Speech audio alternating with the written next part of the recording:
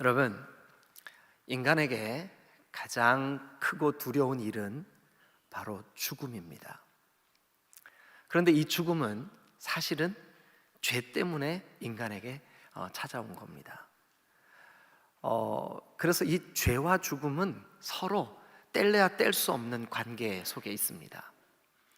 그런데 죽으신 예수님이 부활하셨다는 것은 죽음을 이기셨다는 의미입니다.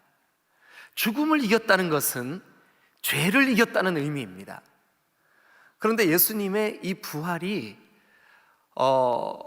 예수 안에 있는 우리 모두에게 부활의 첫 열매가 되셨습니다.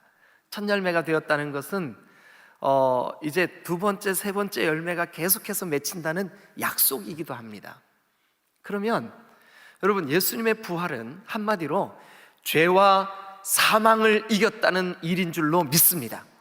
예수님의 부활은 장차 우리도 예수님과 똑같이 부활할 것에 대한 약속인 줄로 믿으시기를 축원합니다. 오늘 이 부활절이 그냥 단순한 부활절 절기가 아닙니다. 오늘 부활절인가 보다, 다들 뭐 축하합니다 인사하니까 나도 그냥 부활절 축하합니다, 그게 아닙니다. 부활은 우리가 믿는 우리의 신앙에 어쩌면 가장 축복된 복음의 마지막 하이라이트가 되는, 결론이 되는 그런 메시지인 줄로 믿습니다. 우리가 가지고 있는 성경 사복음서는 예수님이 십자가에 죽으신 사건, 그리고 그 죽음에서 부활하신 사건, 그리고 승천하기까지를 아주 간략하게 말씀하고 있습니다. 특별히 부활하신 후에 승천하기까지의 그 기간은 아주 짧게 처리가 되어 있습니다. 그런데 오늘 제가 여러분들과 함께 나누려고 선택한 이 본문 사도행전은 예수님께서 십자가에 죽으시고 사흘 만에 다시 살아나시고, 그 살아나셔서 제자들과 함께 계셨던 그 일에 대한 간단하지만 길지 않지만 제자들과 함께 계셨던 일을 우리에게 보여주고 있는 본문입니다. 저는 오늘 이 본문을 통해서 제자들이 부활하신 예수님과 40일 동안 함께 있으면서 그 부활하신 예수님을 만났더니 부활하신 예수님과 같이 있으면서 제자들에게 되어진 일을 우리가 이 본문에서 한번 살펴보면서 동일하게 제자들에게 일어난 그 일, 제자들이 깨닫게 된 그 사실, 제자들이 보았던 그 부활의 증거, 오늘 우리에게도 동일하게 일어날 줄로 믿습니다. 동일한 우리에게 주시는 약속인 줄로 믿습니다. 한 번만 따라 하겠습니다. 부활의 주님을 만나면, 부활의 주님을 만나면 어떤 일이 있을까요? 또 어떻게 될까요? 여러분, 부활의 주님을 만나면, 자, 먼저 이 사도행전 그 1장 1절부터 8절이 진짜 제자들이 부활의 주님을 만난 그 장면을 우리에게 소개하고 있는지, 여러분 아까 읽으셨던 3절을 다시 한번 읽겠습니다. 3절 다 같이 읽겠습니다. 시작. 그가 고난 받으신 후에 또한 그들에게 확실한 많은 증거로 친히 살아계심을 나타내사 40일 동안 그들에게 보이시며 하나님 나라의 일을 말씀하시니라. 자, 이 짧은 한 절, 3절 안에는 여러 가지 정보를 우리에게 제공하고 있습니다. 일단 예수님이 죽음에서 끝났다고 돼 있죠. 아무 대답을 안 하시면 제가 다음을 진행해야 되는데 대답을 안 하시니까 아멘 아니잖아요 지금 이거. 대답해 주세요. 여러분, 예수님이 십자가에 죽으시고 모든 게 끝났죠? 아니에요. 예수님이 그 죽음을 이기시고 살아나신 줄로 믿습니다. 살아나셨어요. 그 살아나신 모습을 오늘 여기 보니까 3절에 확실한 많은 증거로 친히 살아계심을 나타내셨어요. 확실한 많은 증거로 친히 살아계심을 나타내셨어요. 확실한 많은 증거로 친히 살아계심을 나타내사 밑줄 한번 그어보세요. 여러분, 1장 3절에 그 부분을 밑줄 한번 그어보세요. 예수님이 죽음에서 십자가에서 그렇게 끝난 것이 아니라 확실한 많은 증거로 친히 예수님의 살아나셨음을, 부활하셨음을, 그 살아계신 그 예수님을 증거해 주셨구나. 증거. 그 다음에 또 우리에게 어떤 정보를 줄까요? 그 다음에 보니까 이렇게 돼 있습니다. 40일 동안. 그럼 예수님이 죽음을 이기시고 부활하셔서 며칠 동안 제자들과 함께 거하셨다는 뜻일까요? 40일. 또 거기다 동그라미 한번 쳐보세요. 40일 동안 계셨구나.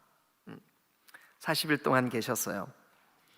그리고 그들의 이 육체적인 눈, 이 시각, 여러분, 예수님은 단순히 그냥 영으로 계신 게 아니에요.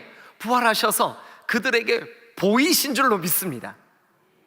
그들의 감각에, 그들의 이 시각이라고 하는 이 우리의 오감에 예수님은 분명하게 보여지신 줄로 믿으시기를 축원합니다. 아멘. 그러면 우리가 몇 가지 정보를 한번 정리해 보겠습니다. 자, 먼저 예수님이 죽음을 이기시고 부활하셨습니다. 그가 고난받으신 후에 또한 그들에게 확실한 많은 증거로 그분이 살아나셨음을, 살아계심을, 살아있음을 증거해 주셨습니다. 그런데 그 증거하신 기간이 며칠이었을까요? 40일이었습니다. 그리고 그 40일 동안 무슨 얘기를 들려주셨을까요? 제자들에게 40일 동안 예수님이 하신 그 말씀, 예수님이 제자들에게 들려주신 이야기들, 그 이야기들의 핵심 주제가 뭐였었을까요? 오늘 이 누가는 사도행전을 우리에게 기록으로 남기면서 우리에게 이렇게 정보를 제공합니다. 뭐를 알려주셨대요? 하나님 나라의 일. 하나님 나라의 일. 여러분, 하나님 나라의 일이 이 제자들에게 어떻게 들려졌을까요? 왜 그들에게 이 하나님 나라의 일이 더 소상하게 설명되어야만 했을까요? 자, 여러분, 예수님께서 아마 제자들과 함께 이 하나님 나라의 일을 증언하시고 말씀해 주시기 전까지 제자들의 상황은 아마 이랬을 것 같아요. 6절 말씀을 근거로 제가 그들이 모였을 때 예수께 이렇게 묻습니다. 주님, 주께서 이스라엘 나라를 회복하심이 이때입니까? 그런데 이 이스라엘 나라, 주님의 나라죠. 주님의 나라가 회복되는 것이 이때입니까? 근데 아직 부활하신 주님 앞에 있는 그 제자들이 아직도 가지고 있는 생각이 뭐냐 하면, 여러분, 이런 생각이에요. 자, 주님의 나라가 임하면, 주님, 우리 두 형제 중에 하나는 주님의 오른편에, 하나는 주님의 왼편에 앉게 해주세요. 그리고 이 제자들은 예수님이 십자가에 못 박히기 직전까지 누가 크냐라고 하는 쟁론을 벌였어요. 그러니까 여러분, 예수님이 지금 부활하셔서 그들 앞에 계시는데도 아직까지 이 제자들은 주님이 이 로마를 제압하고 권력으로 우리의 왕이 되셔서 지금 우리 중에 하나는 그의 오른편에, 하나는 그의 왼편에 높이실 때가 지금인가? 이게 제자들의 가치관이었어요. 여러분, 그러나 그런 그들의 기대와는 전혀 다르게 예수님은 그들에게 하나님 나라의 일을 말씀해 주십니다.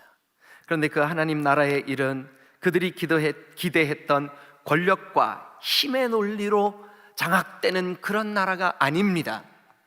오히려 하나님의 나라는 각자의 심령을 지배하고 있었던 죄와 그리고 사망의 권세를 다 물리치시고 이제는 온전히 왕이신 부활하신 예수님이 우리를 다스리시고 통치해 주시는, 전에는 그들이 예수님이 돌아가시자마자 낙심했습니다. 엠마오로 떠났습니다. 갈릴리로 떠났습니다. 주님을 부인하고 돌아선 그들이 피차간 서로 원망했습니다. 실망감에 빠졌습니다. 아니, 어떻게 주님이 제일 아꼈던 수제자인 네가 주님을 부인할 수 있어? 서로에게 불신이 생겼습니다.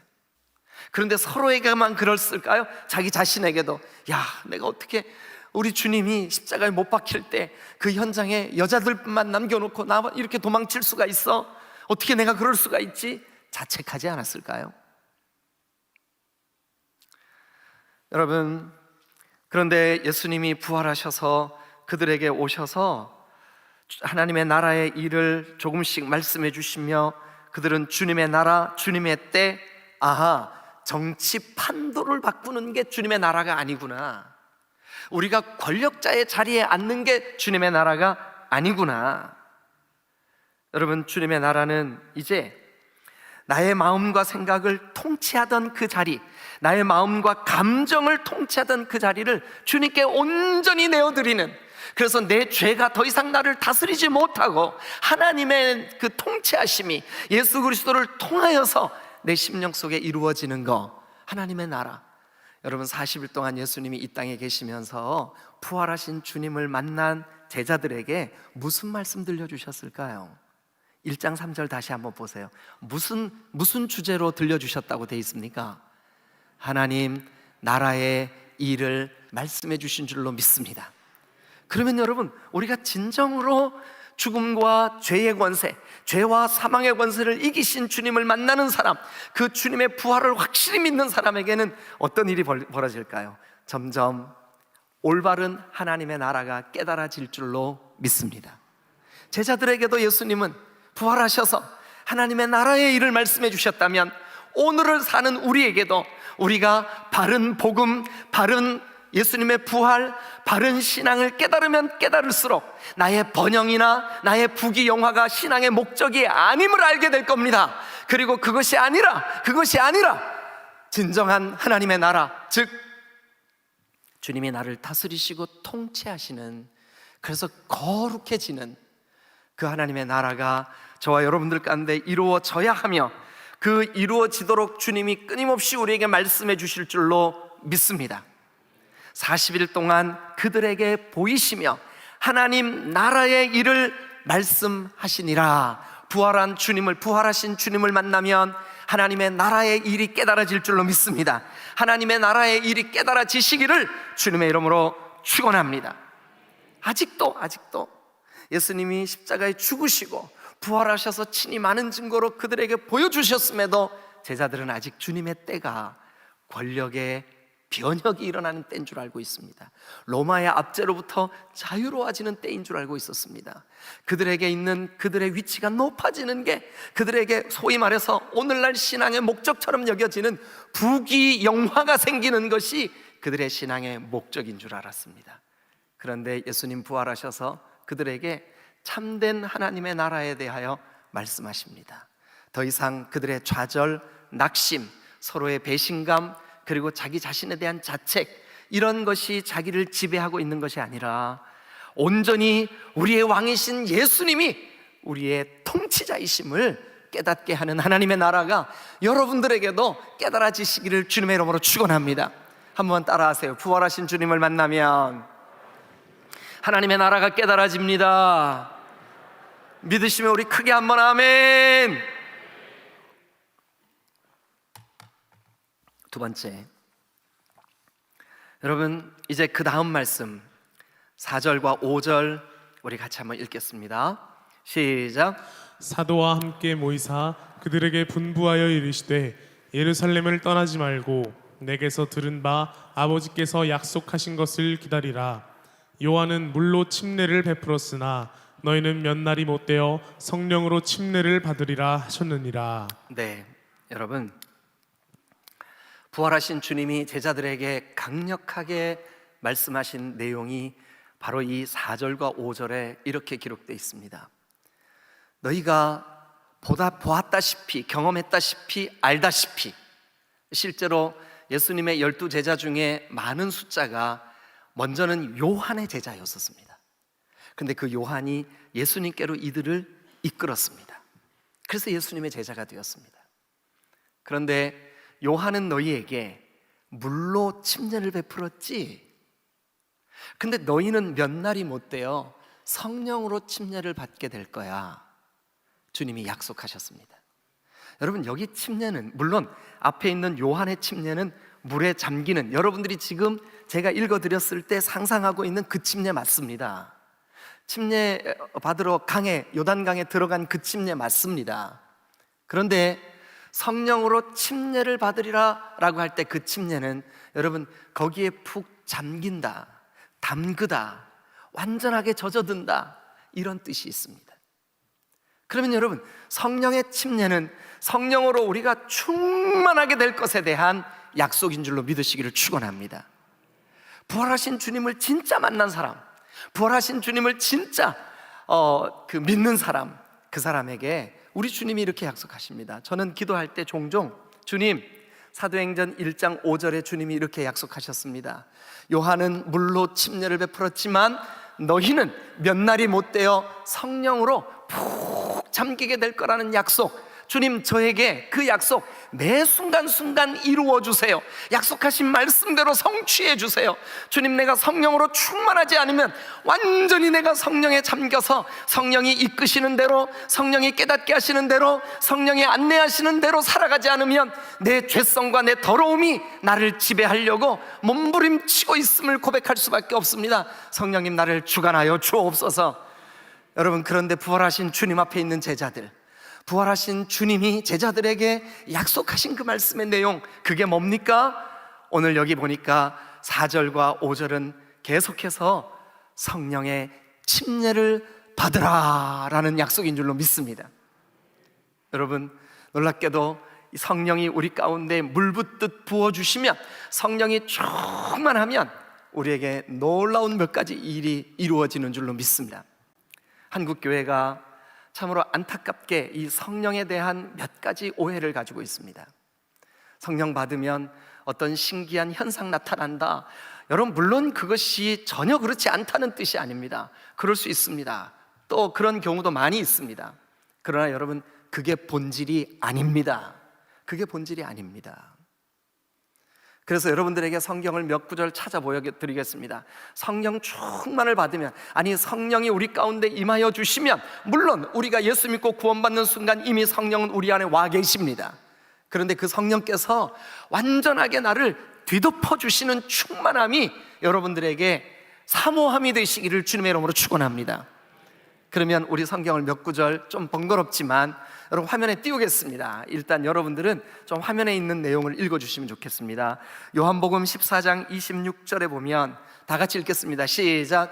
보혜사 곧 아버지께서 내 이름으로 보내실 성령, 그가 너희에게 모든 것을 가르치고 내가 너희에게 말한 모든 것을 생각나게 하리라. 예수님이 가르치시고 말씀하신 모든 것을 생각나게 하시는 분이 성령님이신 줄로 믿습니다.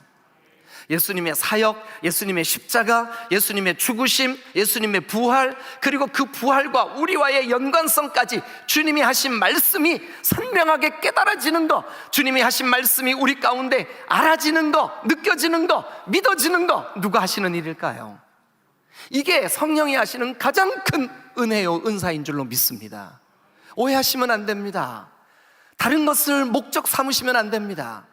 성령 충만을 구하십시오. 성령 충만을 기대하십시오. 그런데 성령 충만하면 가장 먼저 우리 가운데 이루어지는 일이 뭔지 아십니까? 요한복음 15장 26절, 요한복음 15장 26절 다 같이 읽습니다. 시작. 내가 아버지께로부터 너희에게 보낼 보혜사 곧 아버지께로부터 나오시는 진리의 성령이 오실 때에 그가 나를 증언하실 것이요. 진리의 성령이 우리 가운데 충만하게 부어질 때 나타나는 현상은 예수 그리스도가 어떤 분인지가 증거되는 줄로 믿으시길 축원합니다. 예수 그리스도가 선명해지는 거예요. 예수 그리스도가 나에게 어떤 분이신지, 그가 나를 위하여 무엇을 하셨는지, 그가 하나님의 그 동등됨을 취할 것으로 여기지 아니하시고 자기를 비워 종의 형체를 가져서 우리와 같이 낮아지신 그 은혜가 무엇인지 그게 깨달아집니다. 믿어집니다. 그리고 그 일이 우리 가운데 충격이 되며 감동이 될 줄로 믿으시기를 축원합니다. 성령 충만을 받으시기를 주님의 이름으로 축원합니다. 할렐루야, 할렐루야. 여러분, 성경을 또 한 곳 더 보겠습니다. 요한복음 16장 8절부터 11절입니다.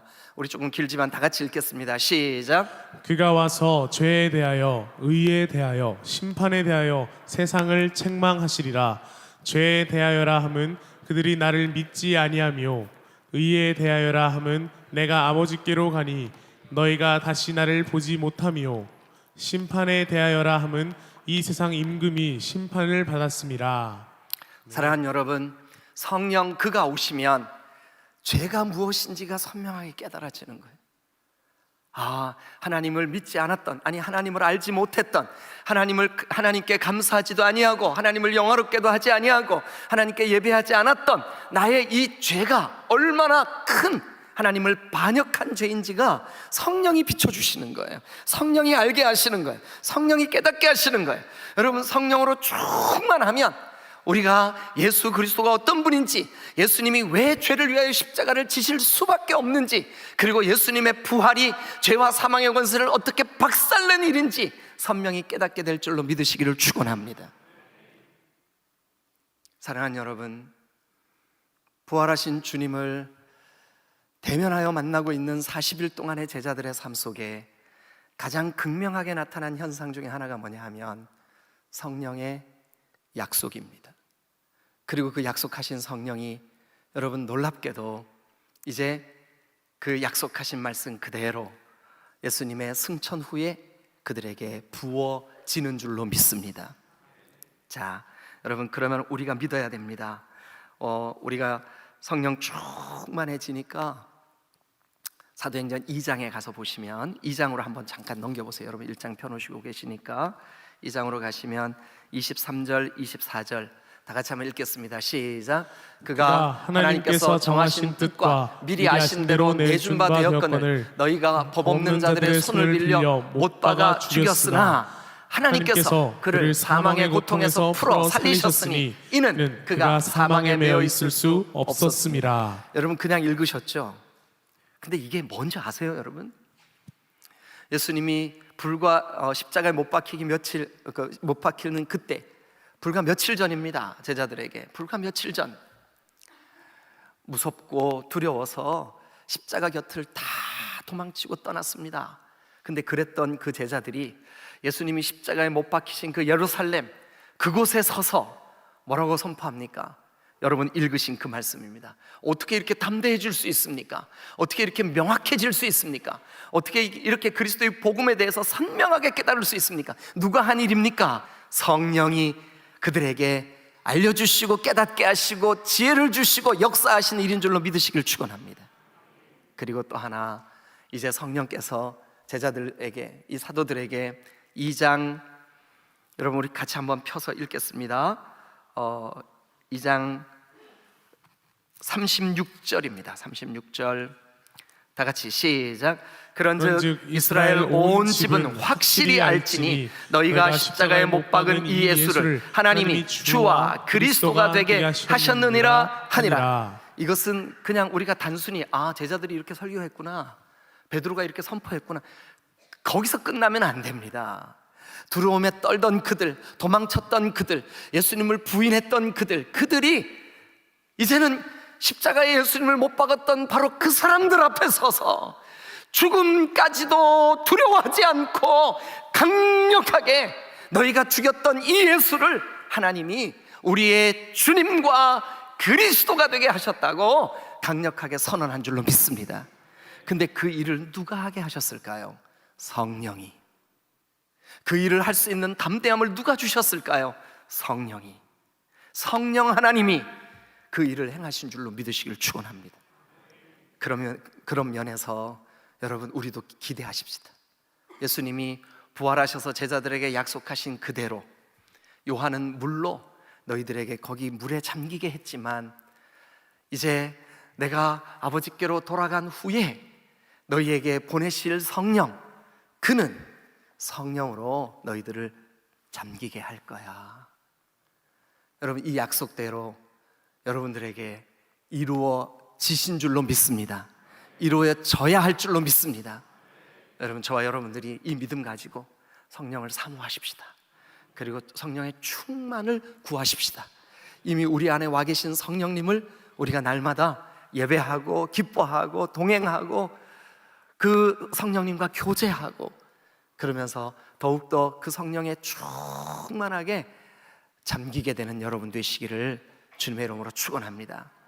세 번째, 부활하신 예수님을 만났을 때 그 다음 말씀, 사도행전 1장, 이제 여러분 우리가 5절까지 보았고 6절, 7절, 8절 6절, 7절은 제자들이 아직도 오해하고 있는 주님의 때에 대한 내용이고 8절을 같이 읽겠습니다. 8절 다 같이 시작.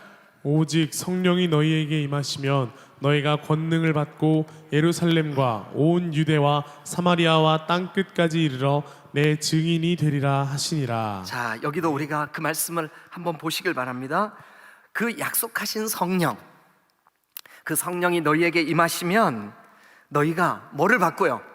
권능을 받고, 그리고 예루살렘과 온 유대와 사마리아와 땅 끝까지 이르러 내 증인이 되리라. 할렐루야. 여러분, 이 말씀을 근거로 우리 기억하십시다. 부활하신 주님을 만난 사람, 부활하신 주님이 믿어지는 사람, 부활하신 주님과 교제하고 있는 사람, 그들에게 나타나는 특징이 뭐냐? 성령이 부어지시고, 성령이 부어지면 권능이 그들 가운데 임하고, 권능으로 어떻게 되냐면 우리가 증인 될 줄로 믿습니다. 부활의 증인이 됩니다. 예수 그리스도의 증인이 됩니다. 십자가의 증인이 됩니다. 구주의 죄와 사망을 이기신 일의 증인이 되는 줄로 믿으시길 축원합니다. 그래서 여러분, 저와 여러분들은 이제 부활하신 주님, 오늘 이 부활의 아침에 진정으로 우리 마음속에 부활의 주님을 깨달았다면, 믿고 있다면, 여러분, 우리의 사명이 뭐냐? 부활하신 그 주님의 증인 되어야 될 줄로 믿습니다. 여러분, 소중한 게 있으면 뭐 하고 싶을까요? 자랑하고 싶어요. 자랑하고 싶어요. 우리 윤빈이가, 윤빈이 누군지 아시죠? 윤빈아, 손 한번 들어봐. 쟤예요, 쟤. 근데 이제 윤빈이가 여기 옆에 고등학교를 다녀요. 근데 쟤네 학교 선생님 중에 우리 아들이 있어요. 그래서 제가, 그러니까 뭐 제 아들이 잘났다는 게 아니고, 제 아들이 그 학교가 기독교 학교거든요. 그래서 예배를 드려요. 근데 이제 우리 아들이 그 예배에 반주를 해요. 근데 윤빈이가 보니까 임성도 목사님이 저기 서 있네? 이 느낌이 딱 들더래요. 무슨 뜻인지 아시죠? 그러니까 아직 안 웃고 계시는 분들은 옆에서 웃으면 같이 따라서 웃으셔야 지금 여러분들이 뭔가 이렇게 파악이 되시는 분이에요. 예. 근데 윤빈이가 볼 때 임성도 목사님이 저기 계시네? 근데 그 임성도 목사님이 금방 색소폰을 불고 있다가, 금방 또 플룻을 불다가, 금방 트럼펫을 불다가 막 이렇게 악기를 연주를 하면서 그 예배를 돕고 있는 거예요. 그 곡에 맞는 악기로 막 이렇게 하는 거예요. 윤빈이 눈이 너무 신기해가지고 그거를 자기도 모르게 막 찍었대요. 그래서 저한테 카톡으로 보내줬어요. 예. 근데 여러분, 사실 한켠으로 윤빈이가 목사님 제가요 우리 학교 채플 때 목사님 봤어요. 그러면서 제 아들 얘기할 때 제 기분이 어땠을까요? 좋은 정도가 아니죠. 더 자랑하고 싶죠. 더 자랑하고 싶은 거예요. 그래서 제가 어제 아주 실족할 뻔했어요. 왜냐하면 윤빈이가 보내준 그 영상을 퍼뜨릴 뻔했어요. 근데 참았어요. 절제했어요. 여러분, 마태복음에 보면 이런 이야기가 있습니다. 어느 사람이 이제 그 남의 집 일을 하고 이렇게 하면서 아마 먹고 사는 사람이었던 것 같아요. 그래서 어느 부잣집에 밭을 좀 일구어 달라는 부탁을 받고 그날 하루 품삯을 받으면서 남의 집 일을 하러 갔는데, 고대에는 전쟁이 빈번하고 오늘날처럼 은행이나 이런 금고가 없으니까 전쟁이 일어나면 부자들은 금은보화 이런 것들을 자기들만 아는 자기 소유의 밭이나 또 자기 소유의 어떤 그런 산이나 이런 곳에 묻어놓고 피난을 갔어요. 그걸 들고 다닐 수는 없으니까. 그런데 그만 전쟁 중에 그 금이나 보화를 감춰놓은 주인이 죽게 되면 땅속에 그냥 묻혀 있는 거예요. 그런데 이 사람이 품삯을 받고 이제 일을 해야 되는데 남의 집 밭에 가서 일을 하다가 밭에 이제 뭐 돌도 주워내고 나무도 막 이렇게 풀도 뽑고 이렇게 하는데 쨍강 금속 부딪히는 소리가 나는 거예요. 보니까 단지가 하나 땅에 감춰져 있는 거예요. 이게 뭐지? 하고 거기를 팠어요. 세상에, 단지 안에 금은 보화가 잔뜩 들어있는 거예요. 누가 보나? 얼른 묻었어요. 그리고 집으로 갔어요. 여보 있잖아, 이제 우리 끝났어. 고생 끝이야. 행복 시작이야. 그러면서 그 밭을 살려고 노력하기 시작했어요. 자기 소유를 다 팔았어요. 뭐 그 조선 나이키까지 다 팔았어요. 조선 나이키 뭔지 모르시나? 그럼 오강까지 다 팔았어요. 오강이 아니라 요강까지 다 팔았어요. 다 팔았어요. 돈 될 만한 거 다 팔았어요. 그리고 그 밭주인에게 이 밭을 나에게 좀 팔아주세요. 여러분, 그런데 그 집안 식구들 입장에 대해서 한번 생각을 해보십시다. 여러분, 아내가 아직 못 봤어요. 그러면 남편에 대해서 뭐라고 생각할까요? 아이고, 밭일 하는데 아침도 안 줬더니 드디어 유통기한이 지났구나. 그런데 이 남자가 아니야 여보, 그게 아니라니까. 아내의 손을 붙잡고 가서 그 보화가 묻힌 데를 땅을 열었어. 단지를 열었습니다. 아내의 눈은 남편보다 1.5배 더 커졌어요. 이만해졌어요. 묻어놓고 돌아왔어요. 이제는 누구까지 유통기한이 지났을까요? 아내까지. 아이고, 이 아들과 며느리가 밥도 제대로 못 먹고 가난하게 남의 집 일만 하더니 유통기한 지났구나. 엄마가 막 땅을 쳐요. 노모가 땅을 쳐. 그래서 노모에게 어머니 그게 아니고요. 어머니 틀니까지 다 팔아야 돼요. 그래, 이 어머니가 막 얼마나 가슴이 아프겠어요. 그런데 이 아들이 어머니를 또 손을 붙잡고 모시고 갔어. 그리고 밭에 금은 보화를 보여드렸어요. 그랬더니 이제는 유통기한이 누구까지 지났을까요? 왜 그래요? 그 귀한 것을 보았기 때문에 그래요. 내 가지고 있는 무가치한 것들을 다 팔아서라도 이 고귀한 가치를 사야 된다는 마음이 그것을 본 사람들마다 다 간절했기 때문에 그래요. 여러분, 우리는 오늘 아침 주님의 부활을 증언하는 증인들인 줄로 믿습니다. 우리에게 가장 가치 있는 일은 우리 주님이 사망과 죄의 권세를 이기시고 다시 사셨다는 복음인 줄로 믿습니다. 이 일이 우리에게 진정한 가치 있는 일이라면 우리의 그 모든 것들을 다 허비하고서라도 이 소중한 복음을 사야 되지 않겠습니까? 그것이 바로 성령이 우리에게 도우시는 일이요, 하게 하시는 일이요, 오직 성령이 너희에게 임하시면 너희가 권능을 받고 예루살렘과 온 유대와 사마리아와 땅끝까지 이르러 내 증인이 되리라 하시니라. 부활하신 주님을 만나면 증인되는 줄로 믿습니다. 부활하신 주님 만나면 하나님 나라의 일을 깨닫게 되는 줄로 믿습니다. 부활하신 주님 만나면 성령으로 충만하게 덧입혀질 줄로 믿습니다. 부활하신 주님을 만나면 여러분, 놀랍게도 그리스도 예수의 십자가와 그리스도 예수의 부활에 대한 명백한 증인 될 줄로 믿습니다. 오늘 부활절입니다. 여러분들에게 이 은혜가 있어야 합니다. 이 은혜가 부어지시기를 주님의 이름으로 축원합니다. 기도하시겠습니다.